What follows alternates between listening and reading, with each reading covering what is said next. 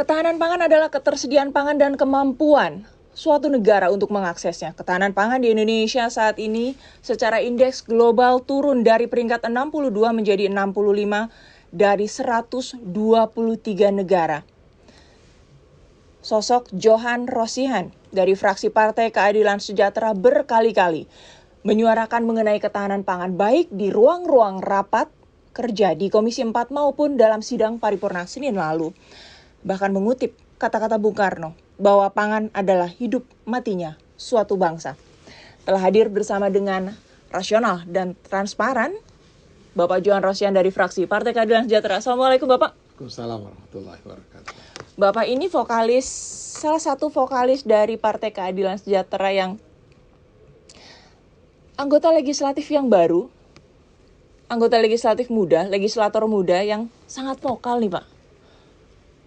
Istilah Jawanya, Bapak kok berani Pak? Gitu loh. Iya. Ini sudah janji saya sama rakyat. Ya, ketika saya kampanye kemarin itu saya nyampaikan komitmen bahwa saya akan menjaga eksistensi politik orang Sumbawa karena saya ini menggantikan Fahri Hamzah. Iya kan? Nah, karena Bang Fahri apa kabar Bang? Penerusnya sama vokalisnya Bang. Yang kedua, petani, peternak, nelayan di seluruh Indonesia ini harus bisa mengakses. Baik. Ya kan, mengakses baik di hulu sampai hilir soal kebijakan pertanian kita. Nah, karenanya saya sejak awal mencoba menyeimbangkan antara aktivitas saya di ruang-ruang pengambil kebijakan. Di situ kita memberikan pertanyaan, memberikan kritik, memberikan masukan dan lain sebagainya. Pada saat yang sama, saya juga turun ke dapil, turun ke sawah-sawah, turun ke ke laut-laut gitu untuk memastikan bahwa apa yang dibicarakan di ruang sidang itu menemui fakta di lapangan. Sejauh ini fakta-fakta di lapangan di Sumbawa maupun di seluruh daerah Indonesia pada saat Bapak kunjungan kerja sejalan nggak dengan visi misi dari Komisi 4 sendiri untuk memperjuangkan pertanian, kelautan, dan berbagai macam apa yang diperjuangkan oleh Komisi 4? Alhamdulillah saya banyak mendapat apresiasi, banyak mendapat masukan dari masyarakat ketika saya turun. Saya ambil salah satu contoh misalnya kan selalu kenapa kita impor garam. Selalu alasan baik dari BUMN maupun dari kementerian itu bahwa garam kita kurang asin. Baik. Jadi NaCl-nya itu di bawah 99%. Di bawah rata-rata nih. Nah, saya turun ke tempat saya ada namanya sentra garam raya di sana, ada di Bima, ada di Labuan Bontong, ada di Labuan Kures sama di Sumbawa. Petambak sana bilang, Pak, kami minta jaminan saja bahwa garam kami itu diserap baik oleh pemerintah maupun industri. Mau NaCl berapa kami sudah bisa buat. Jadi sebenarnya sudah mampu ya Pak Indonesia tuh. Mereka bisa buat. Kalaupun misalnya anggap saja mereka tidak mampu, terus untuk apa kita ada badan riset di kelautan? Ya kalau tidak bisa kita membuat garam kita menjadi asin gitu. Itu kita baru bicara garam, belum kita bicara mengenai beras. Bapak tuh salah satu yang vokal loh Pak mengenai polemik isu wacana impor 1 juta ton beras loh Pak kemarin tuh Pak. Ya mungkin nggak diperhatikan sama teman-teman itu. Saya sampai bilang ke kementerian itu, Kementerian Pertanian, Anda tahu tidak sejarah Indonesia ini. Dulu Belanda datang ke sini bukan untuk menjajah kita awalnya. Mereka mencari rempah ke sini, mencari hasil-hasil hutan, mencari hasil-hasil pertanian kita. Ada Jawa Dwipa, ada Sumatera Dwipa, segala macam. Ini sumber pangan itu Indonesia, orang datang ke sini. Maka yang didatangkan oleh Belanda itu POC. Bukan tentara yang dikirim pertama. POC, organisasi dagang. Organisasi dagang. Betul. Nah, makanya saya tanya dia kemarin itu, apakah perlu kita undang Belanda lagi untuk mengelola Indonesia ini? Bapak bilang itu di ruang rapat. Di ruang rapat saya bilang begitu. Coba lihat gula yang ada ini pabrik-pabrik yang ditinggal oleh Belanda. Rel-rel kereta distribusi gula itu ditinggal oleh Belanda. Tidak ada perbaharuan. Kita pakai analogi sederhana saja ya Pak ya? Iya gitu. Makanya sekali lagi mudah-mudahan saya ingin mengajak sebenarnya semua orang termasuk pemerintah, rakyat itu, mari kita bangun spirit ketahanan pangan itu. Karena itu yang hilang di kita. Pak, spirit ketahanan pangan, terus bagaimana konsep-konsep kedaulatan pangan yang ideal menurut Bapak Johan Rosihan itu seperti apa sih Pak? Ya, kita laksanakan saja Undang-Undang 18 yang dianulir oleh Cipta Kerja kemarin itu. Gitu. Cipta Kerja itu kan itu adalah undang-undang yang kalau kita pandang dari sisi pangan itu adalah pengkhianatan terhadap kedaulatan pangan Indonesia. Kenapa? Karena Undang-Undang Cipta Kerja bicara tentang ketersediaan pangan. Ya namanya ketersediaan itu bisa dari dalam negeri, bisa dari luar negeri. Kejadian hari ini. Apa yang Bapak bicarakan? Apa yang Bapak protes? Yang saya protes alasan pertama saya itu kejadian hari ini bahwa pemerintah impor ugal-ugalan di saat petani panen raya. Makanya itu saya bilang gitu kan, di mana spirit konstitusi Anda ketika konstitusi kita menegaskan bahwa kemudian daripada itu untuk membentuk pemerintah Indonesia. Artinya siapapun yang menjadi pemerintah di Indonesia tugasnya adalah melindungi seluruh rakyat dan tumpah darah Indonesia, memajukan kesejahteraan umum. Petani mana yang Anda lindungi? Nelayan mana yang Anda lindungi? Rakyat mana yang Anda ciptakan kemakmurannya? Apakah rakyat Filipina? Ya kan? Rakyat Vietnam? Petani India? Petani India, petani Thailand? Kan bukan. Dan ini yang harus kita koreksi bersama-sama. Kita kritisi karena kita sayang sama pemerintah, kita mengawal pemerintah. Karena kita ini mewakili rakyat gitu loh. Karena bicara kedaulatan itu ada pemanfaatan sumber daya alam asli Indonesia.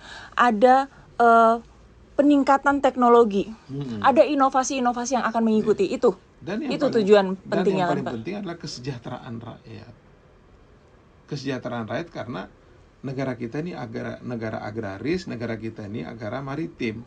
Ya. Gitu kan? Nah, apa maknanya ini? Sebagian besar dari rakyat kita bekerja di sektor pertanian. Sebagian besar bekerja kita di kelautan. Nyari ikan gitu. Nah, seperti itu. Nah, tapi coba kita lihat bagaimana keberpihakan pemerintah termasuk juga DPR ini terhadap pembangunan sektor hulu pangan ini. Ya. Anggaran pertanian hanya 21 triliun, dipotong 6 triliun. Anggaran pertanian 21 triliun itu masih belum cukup ya Pak ya? Anggaran pertanian secara kementerian itu hanya 21 triliun. Subsidi pupuknya 23 triliun, ya kan? Lebih besar subsidinya dibanding dengan kementerian secara keseluruhan. Belum lagi kita bicara di sektor kelautan. Anggaran kita cuma 5 triliun terakhir. Negara maritim. Jales Pepa Jaya Mahe. Bagaimana kita jaya kalau anggarannya cuma 5 triliun? Bagaimana kita bisa mengejar kapal-kapal luar negeri dengan kita mengandalkan kapal-kapal kita yang cuma berapa GT gitu dan sebagainya. Nah, jadi sumber daya kita itu dengan ketidakberdayaan petani kita, dengan ketidakberdayaan nelayan kita, akhirnya sumber daya kita itu diambil sama orang. Dan kita tidak bisa melakukan tindakan tegas atas itu. Masih belum bisa melakukan tindakan tegas. Ini soal spirit. Ya. Ketika pemerintah punya mau, ini saya kasih contoh nih. Ketika pemerintah punya mau, dia jor-joran taruh anggaran di situ. Apa buktinya? Food estate. Ya. Itu juga dikritisi oleh Bapak. Ya, food estate ini kan leading sektornya Menteri Pertahanan. Dan itu minta dievaluasi lagi kan Bapak? Oh iya. Gitu, semua gagal. Kompak minta evaluasi. Karena gagal gitu. Ada food estate yang sebenarnya kalau kita mau panjang diskusi itu bagus kalau diterapkan. Kalau misalnya contoh di Sumbawa di kampung saya. Di kampung saya itu lokasi food estate-nya itu memang ada atau tidak food estate masyarakat sudah tanam jagung. Ya kan?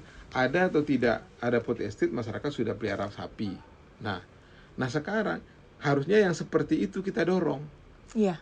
Ya kan? Kebiasaan masyarakat, penghasilan masyarakat itu kita dorong. Jagung sudah ada, sapi sudah ada, tinggal dibuat hilirisasi produknya gitu. Dibuat industri pakan misalnya di situ, dibangun pusat-pusat pengolahan daging misalnya di situ. Ada penyesuaian untuk adaptasi di masing-masing daerah yang berbeda. Kemudian kita merespon tentang rawan pangan dunia dari FAO itu kita buat food estate. Leading sektornya pertahanan. Nah, kalau tentara sudah masuk soal pangan, itu tanda-tanda negara mau perang. Gitu. Nah, ini kan leading sektornya tentara ini gitu, gimana kita bicara. Nah, sebentar. Nah, dan kemudian anggarannya jauh melampaui Kementerian Teknis. Nah, itu saya bilang, kalau pemerintah punya mau, dijor-joran kasih anggaran. Jadi ini bukan soal tidak ada ketersediaan anggaran, tapi hanya soal keberpihakan pemerintah. Gitu. Dan keberpihakan pemerintah seharusnya kita geser, bukan mengenai hanya semata-mata ketahanan, tapi ketahanan pangan yang sebenar-benarnya untuk Bukan kedaulatan hanya rakyat. Ketersediaan. Sekarang rezim pemerintah sekarang ini rezim ketersediaan, bukan rezim ketahanan. Gitu. Ini salah satu kritikan yang untuk membangun pemerintah juga. Iya. Jadi kalau rezimnya ketersediaan, pemerintah tidak mau berpikir mau dari dalam negeri, yang penting ada beras itu, yang penting ada bawang putih.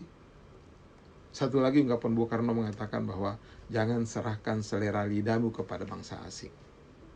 Jangan serahkan selera lidahmu kepada bangsa asing. Pertanyaannya sekarang adalah pangan mana yang tidak kita impor? Gula, daging, kedelai. Jadi jangan bangga makan pecel. Kacangnya diimpor. Dan itu seharusnya menjadi jangan pergeseran kemauan pemerintah. Kucing segala macam itu adalah makanan khas Indonesia. Orang bahannya sudah diimpor. Dan itu kenapa Bapak mengkritisi bahwa pemerintah harus menggeser kemauannya untuk sama-sama membangun kedaulatan pangan ini. Betul. Jadi pada saat yang sama kita bisa menyediakan pangan kita, pada saat yang sama petani juga sejahtera. Pada saat yang sama kedaulatan pangan terwujud, pada saat yang sama petani dan nelayan sejahtera. Kita sejahtera. Nah, itulah kenapa Pak Jokowi itu saya apresiasi kemarin ketika dia menyampaikan bahwa dengan APB dalam kerangka ekonomi makronya itu bahwa nilai tukar nelayan kita 102 sampai 104. Nilai tukar nelayan kita 103 sampai 105. Tetapi dalam turunan anggarannya tidak ada. Nilai tukar itu kan tergantung dari biaya keluar dengan harga jual petani. Baik. Kan gitu dia. Jadi jangan bicara tentang nilai tukar di atas 100 tapi anggarannya tidak berubah. Cara bekerjanya juga tidak berubah. Ayo bersama-sama kita perbaiki ini. Itu dia. Mari kita menuju kedaulatan pangan. Kita bangun spirit kedaulatan pangan itu karena pangan itu bukan hanya soal ketersediaan, tapi di situ ada kedaulatan negara Republik Indonesia. Closing statement Bapak tuh bagus sekali. Coba seperti apa Pak tadi Pak? Bagaimana kedaulatan pangan itu? Jadi kedaulatan pangan itu bukan hanya soal stok, bukan hanya soal distribusi, bukan hanya soal keterjangkauan, tetapi di situ ada soal kedaulatan negara Kesatuan Republik Indonesia. Kedaulatan pangan adalah kedaulatan negara Kesatuan Republik Indonesia dan bagaimana mensejahterakan seluruh masyarakat Republik Indonesia, terutama petani dan nelayan. Mayoritas masyarakat yang ada di Indonesia. Karena negara kita adalah negara agraris, negara kita ini negara maritim, ya kan? Jangan berhenti di hashtag, tetapi mari kita isi dengan substansi dan. Jangan hanya berhenti di hashtag, jangan hanya berhenti di sosial media, dan jangan hanya berhenti di rapat-rapat Komisi 4 saja. Harus ada di sawah-sawah petani, harus ada di tambak-tambak petambak garam kita, harus ada di laut-laut sepanjang laut Indonesia. Dan yang digarisbawahi harus ada pergeseran kemauan dari pemerintah untuk sebesar-besarnya kedaulatan pangan, kedaulatan negara Republik Indonesia, dan kedaulatan keadilan sosial bagi seluruh masyarakat Indonesia. Bahwa di semua regulasi yang kita buat itu untuk membenarkan impor segala macam itu harus kita kembalikan kepada konstitusi kita. Baik, terima kasih. Kedaulatan pangan itu adalah amanat konstitusi. Kedaulatan pangan adalah amanat konstitusi. Bapak Johan Rosian, fraksi Partai Keadilan Sejahtera. Terima kasih banyak Bapak. Dari daerah pemilihan? Sumbawa. Dari NTB daerah 1 ya. Pemilihan Sumbawa, NTB 1. Assalamualaikum warahmatullahi wabarakatuh. Assalamualaikum warahmatullahi wabarakatuh.